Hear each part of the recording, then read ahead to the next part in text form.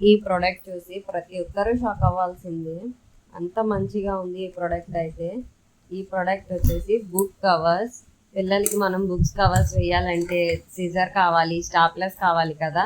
But ఈ యొక్క product మనం తీసుకోవడం వల్ల అయితే కనుక ఆ సిజర్తో పని లేకుండా, స్టాప్లర్తో పని లేకుండా బుక్స్ కవర్స్ అయితే చాలా నీట్గా అయితే వేసేయచ్చు.